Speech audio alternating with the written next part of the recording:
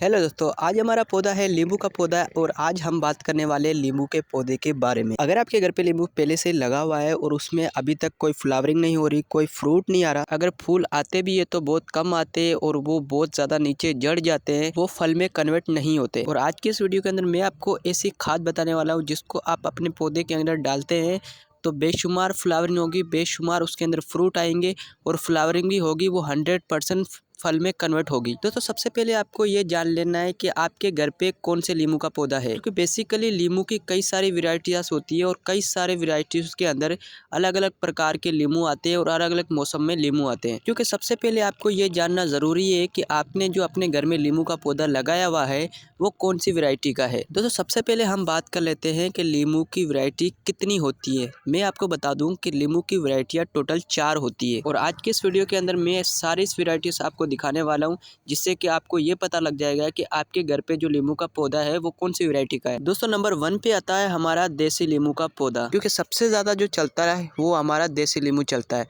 पर इसके अंदर एक मसला ये है कि आप इसको कभी घर में नहीं उगा सकते।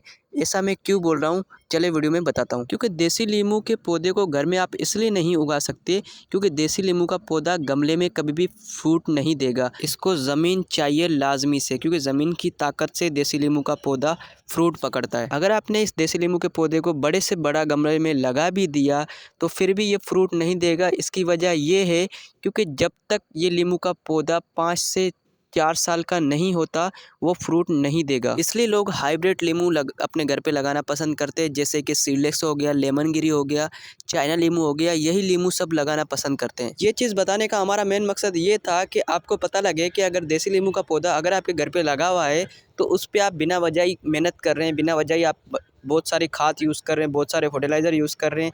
जो बंदा बोलता है आप वो यूज़ करते हैं, पर आपके पौधे में आज तक फूल भी नहीं आया, फल भी नहीं आया।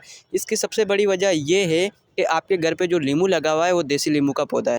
इसके अलावा आपके घर में कोई भी वैरायटी का नींबू इसके अलावा आपके घर पे कोई भी वैरायटीज़ का नींबू लगा हुआ है तो फिर उसमें लाजमी से फल आएगा, क्योंकि देसी नींबू को छोड़ के सारे जो नींबू होते हैं, नींबू के जो पौधे होते हैं वो हाइब्रिड होते हैं, जैसे कि सीडलेस हो गया, ठीक है, लेमन गिरी हो गया, चाइना नींबू हो गया, ये सारे हमारे नींबू के पौधे हाइब्रिड होते हैं। इनमें से आपके घर पे कोई भी लगा हुआ है तो फिर मेरे बताए हुए तरीके से आपके घर में लाजमी से फ्रूट, जो आपके घर पे पौधा लगा हुआ है उसमें लाजमी से फ्रूट आएगा और फूल भी आएगा। तो सबसे पहले आपने ये काम लाजमी से करना है, वो ये करना है कि अपने पौधे को देखना है कि वो कौन सी जगह पे पड़ा हुआ है। ऐसी जगह पे पड़ा हुआ है जहाँ पर हल्की फुल्की छाँव आती है या छाँव में ही रखा हुआ है आपने। अगर वहाँ पर थोड़ी बहुत भी छाँव होती है तो आपका पौधा कभी भी फल नहीं आएगा, उसके अंदर फूल भी नहीं आएगा। दोस्तों क्योंकि हमारे जितने भी फूल वाले पौधे होते हैं या फल वाले पौधे होते हैं वो सूरज की रोशनी से फल फूल देते हैं, क्योंकि हम उस पौधे को अगर छाँव में रख देंगे तो हमारा पौधा कभी भी उसके अंदर फूल भी नहीं आएंगे।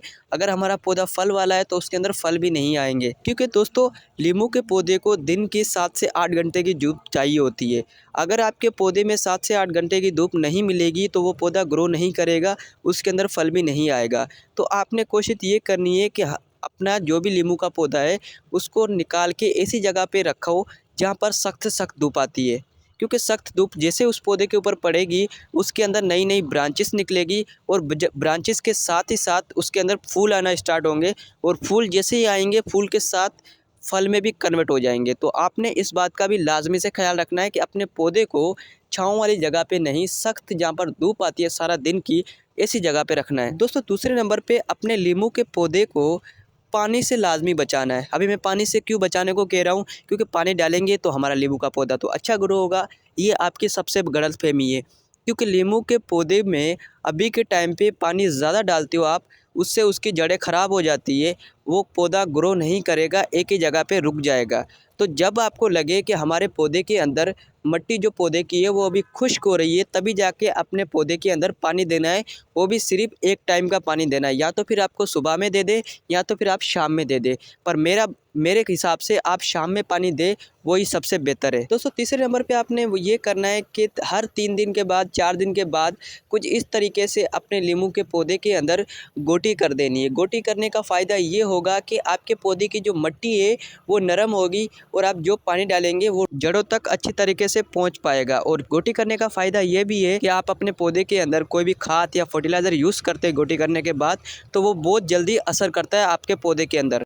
और गोटी करने के बाद आपने उसको एक दिन छोड़ देना है, बिल्कुल पानी नहीं लगाना है। आपको लगता है कि हमारा नींबू का पौधा बिल्कुल सूख चुका है, तभी जाके आपने एक काम और करना है। तो खाद आपने कौन सी यूज़ करनी है वो मैं आगे चल के बता दूंगा। सबसे पहले मैं आपको खाद डालने का तरीका बताता हूँ कि खाद आखिर डाली कैसे जाती है। दोस्तों, जैसे आपको लगता है कि हमारा नींबू का पौधा बिल्कुल जो हमने गोटी किया था वो अभी सूख चुका है, और उसके बाद आपने कुछ इस तरीके से ऊपर ऊपर से खाद डाल देनी है। देखो, ये खाद बड़ी इजीली आपको हर जगह पे मिल जाएगी, और हर एक नर्सरी वाला यही खाद यूज़ करता है, जिससे कि उनके पौधे जो ना बहुत हरे भरे और अच्छे ग्रो कर रहे होते हैं। वो खाद ये है कि ये गोबर वाली खाद है। ये सबसे अच्छी और सबसे बेस्ट खाद गोबर वाली होती है। आप जो फलानी ढिकनानी खाद के पीछे भाग रहे होते हो ना, महंगी महंगी खादों के पीछे भाग रहे होते हो, वो बेकार होती है, वो कोई काम की नहीं होती है। आपने सिर्फ गोबर वाली खाद यूज़ करनी है और मेरे बताए हुए काम करने हैं। आपको 100% के साथ आपको नींबू के पौधे के अंदर हफ्ते के अंदर ही रिजल्ट देखने को मिलेगा। तो ये थी हमारी आज की वीडियो अच्छी लगी हो तो लाइक कर देना, चैनल पे नए चैनल को सब्सक्राइब भी कर लेना। मिलते हैं किसी नेक्स्ट वीडियो में।